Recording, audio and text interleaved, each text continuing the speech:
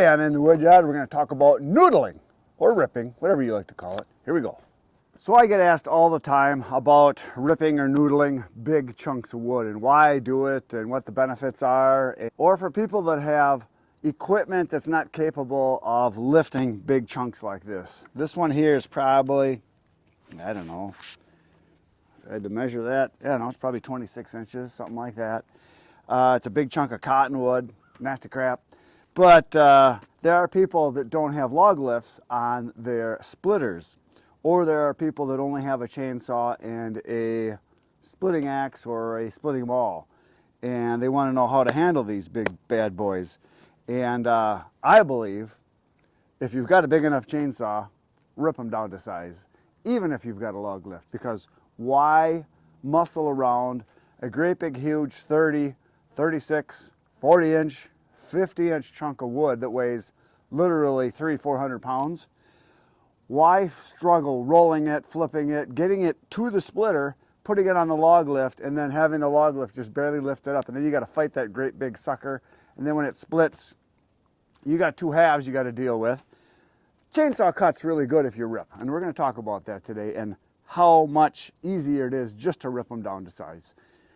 Some guys that have smaller saws probably don't know this, but your saw is very capable of ripping a piece of wood, and I'm going to show you different ways to do it and why one way is way, way better than the other. So we're going to cut a couple chunks out of this big ugly bugger here. There's knots, there's crotches, there's all kinds of nasty crap in here that will make it really hard to split. And especially if you're dealing with wood that's generally hard to split to begin with. Cottonwoods can be kind of a stringy wood that can split really tough. And sometimes if you try to split it with a splitting axe or a maul, it'll just bounce off of it when you're trying to split it. But the chainsaw can rip through it pretty effortlessly. And some people say, oh, it's so hard on the chainsaw. Well, the chainsaw is meant for cutting, so we're going to cut with it. We're going to show you the right way and a not so right way to do it. So let's get cutting. Okay, so I did guess this was 26 inches. And for those of you that are the bean counter types that got to know numbers, look at that. 26 inches exactly that way, and this way it is 25 inches. So it's a pretty big piece, and I know from cutting these and actually weighing them and lifting them, trying to lift them I should say, when you get a piece that's about 21, 22 inches of cottonwood, which is very wet wood, the same is true with some of the other types of wood that are very heavy, like oak. If I cut this to a 16-inch round of green wood, when it's wet, this will weigh over 200 pounds. So I've weighed some, they've been 210, 220, 225, something like that. This one is probably 230, 240, I don't know. It's going to be heavy. And the easiest way to handle it is to not try to lift it. You just cut it down to size. Cut it in half, cut it in quarters, and that's what we're going to do.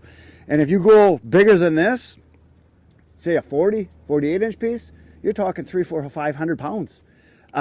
There are some pieces that my brother has cut that have been 54, 55, 56 inches of oak, and his tractor can barely lift one round. And so it's just much easier to rip it down to size and to handle it. This is not a productive way to cut wood, and I'm not saying this cottonwood is even a good wood, but it's wood. And it's not a piece that I normally would want, but this is a good example to show you of a crappy piece of wood that we can make into some pieces of wood that will burn. Obviously, cottonwood's not high quality wood, but we're going to show you. So here we go.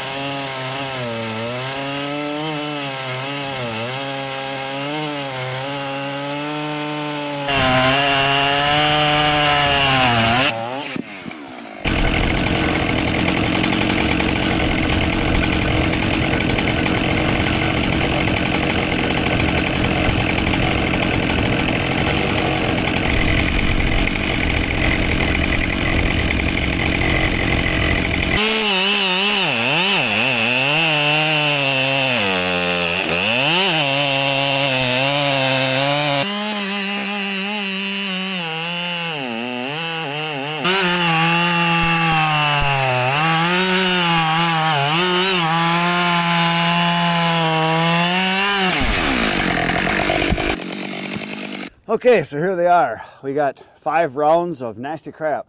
And for those of you that are screaming at the camera, why would you even waste time cutting cottonwood? Well, because it's here. And it's a good example to show you why you want to rip, because it's nasty stuff to split when it's got knots and crotches and stuff like that. And there are people that this is what they have to burn, so this is what they cut. I've burned it in a fire pit, boiler, stuff like that. It burns, yes, it doesn't put a lot of heat out, but that's not what this video is about. This video is about how to rip pieces down so they're not so freaking heavy. Now, for those of you that have never cut cottonwood before, it's a lot like if you were to go to a manure pit and run your chainsaw in through it. Stinks, smells just like cow crap. It's nasty crap. Once it's dry, the smell goes away. But the amount of heat that you get out of this is very low. It's quite a bit less than most of the other hardwoods. And yes, it's a hardwood. So what we're going to do is we're going to rip these down and show you. Now, I just moved these in just a little bit. We got 5 rounds here. This is from some wood that we bought that I wish I wouldn't have bought. Each one of these, well, this big one here, probably this one here, I would say these are, they're well over 250 pounds. I could barely just kind of roll them a little bit. There's no way I could lift these. I'm going to have a hard time just rolling them on edge, and then we're going to rip them down. And what I like to do is to roll them on edge, rip it down 3/4 of the way. A lot of guys will say, well, then why don't you cut them part of the way through and then take a wedge in them all and pound them through? Because that's a lot of extra work. The chainsaw, if you get a decent one, a chainsaw with some power, one like a 70cc saw, this is a 572 XPG, it's got plenty of power to rip through them. Now, the reason I want to do this is I've had people ask me why it's so hard to cut vertically, to cut this way when you're ripping. Well, that's not the way you should do it. You can do it. It's hard on the saw, it's hard on you, and it cuts much slower. You want to cut on the edge. And we're going to show you the difference that it makes cutting from the top, going into the grain versus with the grain of the wood. That's kind of what I wanted to show you because it cuts way faster. So I just want to show you here, there's a big knot right here. Over here's a big knot right there on that one. Over here, there's a knot there, a knot right there, a knot right here, a knot right here. So this is not a good piece of wood by any means. And as we look at this on the top here, if I can brush you, there's a knot right here that hit at one time. There's a knot over here. There's a knot right here that was started. It's way off center. Here's the center as far as your the growth rings. So it's just a bad piece of wood. There's just nothing good about it. More than likely, this was growing on the edge of a field or in a field or the edge of the woods, and it's just ugly. There's nothing good about it, but we're going to try to make some decent looking pieces out of it. Oh, there's a big knot over here too on this one. Okay, so let's do the show. Okay, so yeah, about all I got to do is move this a little bit. Now, I'm going to attempt this. I don't know if I can do it. I'm going to try to put this piece on top of this piece without using the tractor, just by kind of rolling and tipping and lifting and trying not to get another hernia. So we'll move this stuff out of the way. And just to show you how heavy these are, I'm guessing this is 250 pounds. So it weighs about 80 pounds more than me. I don't know if I can get it up there or not. But the first thing I'm going to do is get underneath it, roll it on its edge. And the way I would normally do this is I would tip it on edge and I would rip it right here. But I'm going to show you what it's like trying to rip into the grain, into it like if you're cutting with a table saw. Ripping this way is much harder than doing with the grain. Ripping this way is harder than going this way. So I'll see if I can get this up on top of here without blowing out my guts. I get a feeling this is going to hurt. I'm going to try to roll it up there, see if I can catch an edge. Nope, that's not going to work. Can't even begin to do it. Yeah, this is really stupidly heavy. Okay, now let's see if I can roll. There's kind of an edge here. I might be able to catch it. Right there. No, no, no, get up there. Whew. That's about all I could do right there. Okay, now we're going to roll this around, flop it down. I don't want to cut onto the cement. Whew. Concrete, whatever you want to call it. Hard surface. Okay, so it's up there. And what I'm going to do now is we're gonna cut it this way, and I'll show you how hard it is.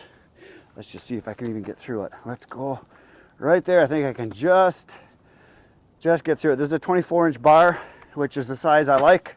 It's big enough to cut almost everything I want. And I'm going to explain a little bit about this because well, yeah, I'm out of shape. I'm breathing heavy. I also have a really bad chest cold, so I've been hacking and coughing off screen. I'm going to show what it's like trying to rip it this way. Now, if you guys are woodworkers, or if you've ever watched anybody doing woodworking and they're using a hand plane, when you hand plane, you go with the grain this way. You hand plane like this, or you lay the board horizontally and you plane it to bring it down or to smooth it out. If you ever tried hand planing and you go this way across the grain where the grain is sticking up, all you're going to do is have your bit, your knife, and you're cutting on your plane is going to chatter. And yeah, you can take some stuff off, but it's not fun. And that's basically what we're going to try to do with this saw. So I'm going to try to cut this all the way through. We'll see how long it takes, and then we're going to cut the next one. We're going to cut it horizontally and see how long it takes and show you the difference as far as how well it cuts. So this is not going to be fun.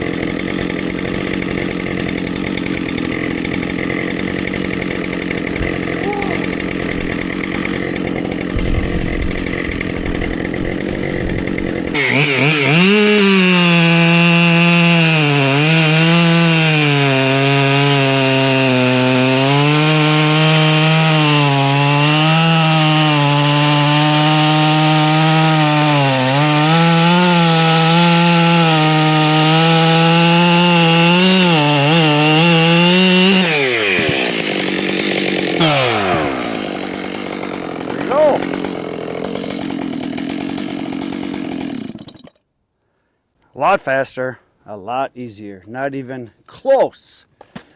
So for those of you that have never ripped before, that's the right way to do it. Now, normally what I would do is I would have the piece just on the ground. I wouldn't put it up on here. I did that just for demonstration purposes. So what I'm going to do now is I'm going to take this bottom one, roll it on edge. I'm going to cut it down probably 3/4 of the way through, and then we're going to roll it, and then I'm going to rip up. So I'll show you how I normally would do it on the ground if I was on dirt or in the woods. Because I was on concrete here, I didn't really want to hit the ground, and I wanted to get up higher so you guys could see easier. So, okay, now we're going to do this one. So here's the difference. When you're ripping the long way, you get these noodles here, which is what everybody calls them.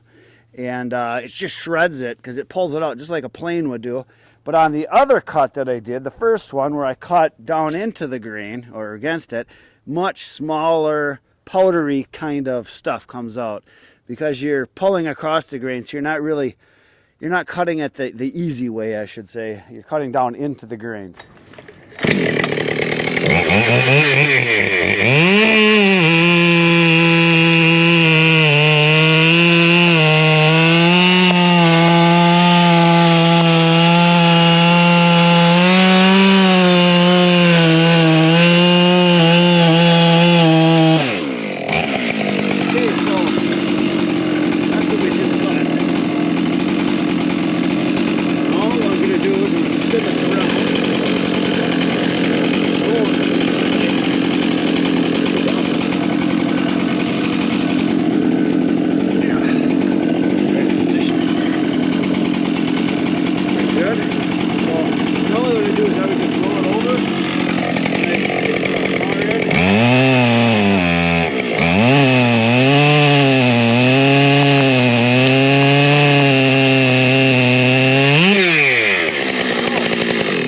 So I'm just going to lift this half here to get an idea how heavy it is. And I'm going to say, I would say it's 100 pounds. It's about 100 pounds.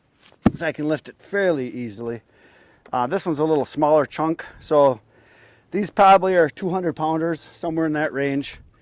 Heavy enough that you really shouldn't be lifting them. Unless your last name is Schwarzenegger, however you say it. Okay, so we're going to tip this one on edge. There we go. And we're going to rip this one now.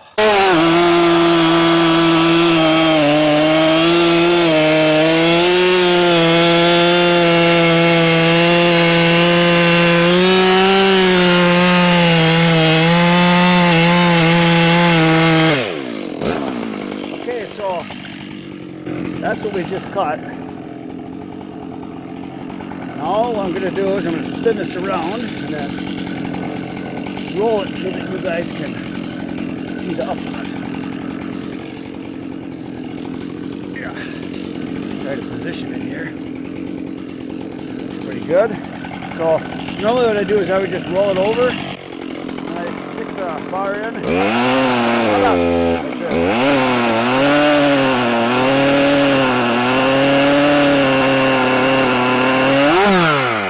we go. That's all she wrote. Now, if it was me, I would rip these in half again, which is what I'm going to do right now. So I'm going to make quarters out of them. And the reason I'm going to do that is these are like 100 pounds, 120 pounds, somewhere in that range. And I'd rather not lift that if I don't have to. So the saw cuts so fast, just cut them down to size. Get a real saw, not a weenie saw, and let the saw do the work. So let's rip these down the rest of the way. I'm going to lay these out so I can just kind of pop through them then. So.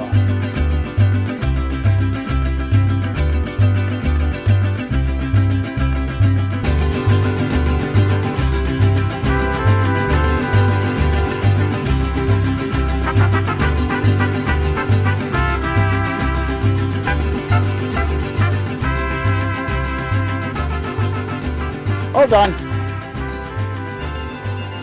So there you have it. Ripping the right way versus the wrong way. Very fast, very easy. Like I said, let the saw do the work. Yes, I could have cut those part of the way through, put a wedge in, beat on it, try to get it to split. But in my experience with cottonwood, it's a waste of time. I just cut. Now, question's going to come up, and I know there's going to be guys that ask it, don't watch the whole video, because that happens all the time. They watch 10 minutes and then they don't get the answer that they're looking for. Even though I am going to answer the question because it's going to come up. Do I use a ripping chain? No. I use the same chain all the time. I'm not going to be swapping chains back and forth. That's a waste of time. I keep my chains sharp. I sharpen them after on pretty much every tank. And I get them so they're cat claw sharp. This one was a little aggressive. I just took the rakers down. It was a little bit aggressive. It was biting. That's why a couple times it just died because I was forcing a little bit. Should have just let the saw do the work. But yeah, there it is. Wood, cut. There you go. That's it for today, folks. You know what to do. Poke the buttons. I'll be back tomorrow morning, 5:30 a.m. Another video for you. Right now, go watch all the other videos. I think right now there's like 1,350 videos on my channel. You need to see all of them. Good night, Irene.